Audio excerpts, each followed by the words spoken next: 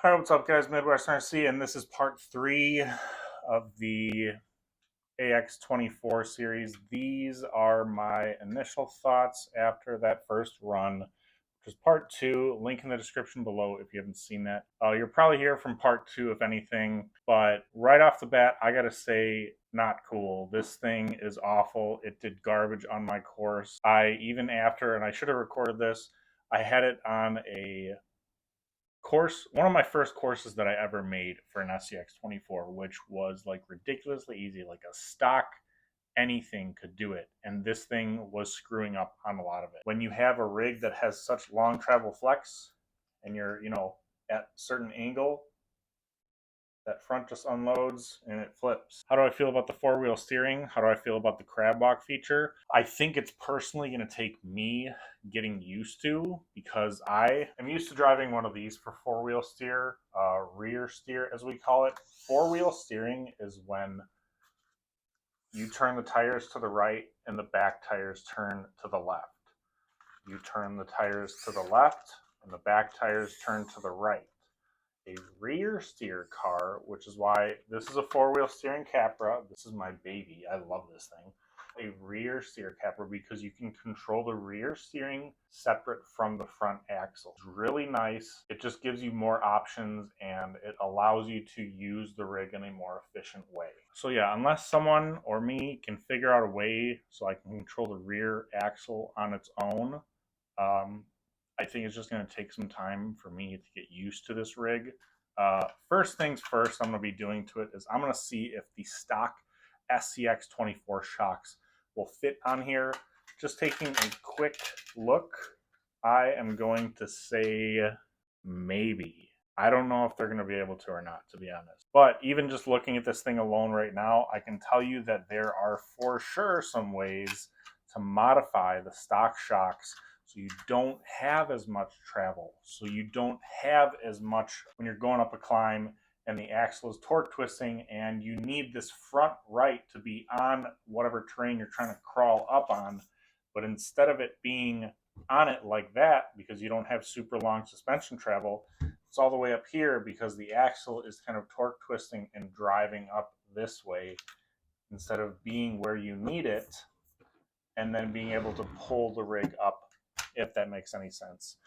The first thing I'm going to do, and I'm going to do this all step by step. I don't really like doing a ton of upgrades at once, because if it still can't perform that well after you do a bunch of upgrades to it, you're going to sit there and you're going to be like, why isn't this thing performing this well? And I'll tell you, there's so many times with modifying RC cars, which I've been doing, that's all I've been doing, it's all I do with my spare time, that you do one upgrade and you realize, oh wow, this thing isn't doing as well as it was before.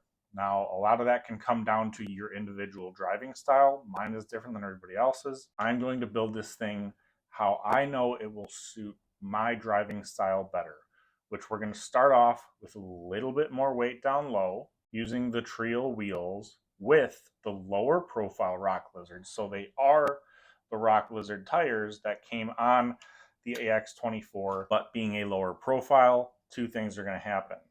It's going to change the gear ratio. I think it's going to make it smoother and easier to drive. It's going to lower the center of gravity because it's a smaller tire. It's not going to be as tall. So right there, having a smaller tire, you're lowering the center of gravity. And with the little bit of extra weight, you're going to get a little bit more squish to your tire because there's more gravity on the compound itself, and you're going to get more traction because the tread is allowed to do what it needs to do. This long travel suspension stuff, I'm really not a fan. The other thing I'm going to do right away is I'm going to tighten down the servo horn, because there was so many times that I was out on the course and I needed the tires to turn a certain way. And if you look at what a servo saver does, oops, I just almost broke it. And what a servo saver does is essentially Axial puts the cheapest servos they can find to keep costs down, since that's something that a lot of people complain about. They put the cheapest servo in here to keep the cost down, but unfortunately, they know that if it didn't have the servo saver, you'd be burning out servos left and right. Now, I have a Reefs 99 and then an AGFORC or whatever it is servo. I literally have a full steering servo from an SCX24. I think I could actually just drop this straight in too. So I might be doing that instead of just taking each brass part off and then putting it on. Now, I'm not going to be having the brass knuckles on the back, and I'm going to keep a lot of the weight forward. With rock crawling, a lot of the times you're trying to crawl up stuff, right? So you need to keep the weight more forward biased, especially being a four-wheel steer rig. This, I don't know the facts on this, so if somebody actually knows, you can drop down in the comments. But even just doing like the little finger test like that, you can see it's pretty well balanced. And think about it, it's because there's a servo in the front and the rear. So that's why I'm going to try to keep more of the weight up front. So when I'm doing some steep crawls, steep climbs, I can actually keep this thing more planted. Generally, you're going to want 60% of the weight up front, 40% in the rear.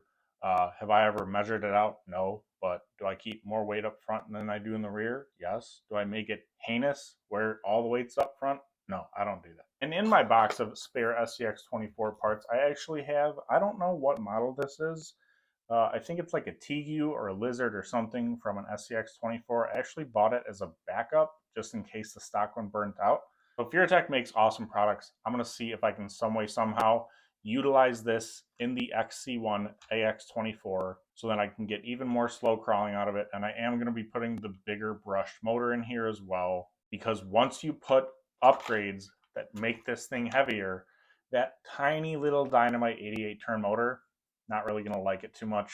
More chance that they're going to burn out pretty quick, and then you're going to be out of a motor and needing a new one. I personally have 2 or 3 spares in my garage right now of the stock SCX24 motor, and I think I have like 2 of the big brushed motors lying around that I'll be putting in here.